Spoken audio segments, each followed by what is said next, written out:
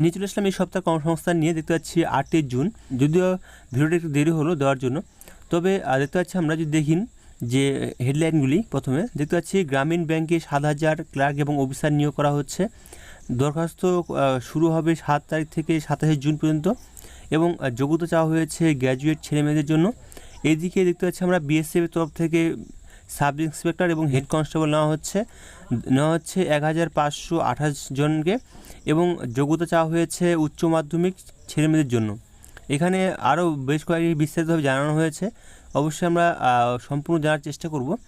তো এরপর আমরা নিচের দিকে আসি, দেখতে পাচ্ছি আমরা যে কেন্দ্র সংস্থায় 145 ম্যানেজমেন্ট ট্রেনি নেওয়া হচ্ছে এবং ডিএলএড কোর্সে যারা ভর্তি ইচ্ছুক তাদের জন্য ডেট বাড়ানো হয়েছে 45,000 সিটের জন্য।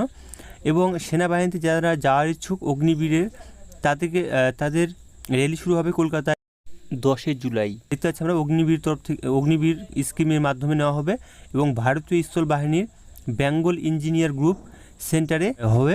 এবং দেখতে পাচ্ছি আমরা হিন্দুস্তান অ্যারোনটিক্সে 182 টেকনিশিয়ান নেওয়া হবে।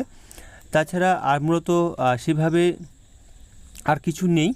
তো এই সব পোস্টের জন্য বিস্তারিতভাবে জানতে গেলে অবশ্যই কমেন্ট করে জানাবেন, তাহলে আমরা অবশ্যই একটা বড় একটি ভিডিও হবে যদিও, তাই আপনাদের মতামত আমরা অবশ্যই নিচ্ছি।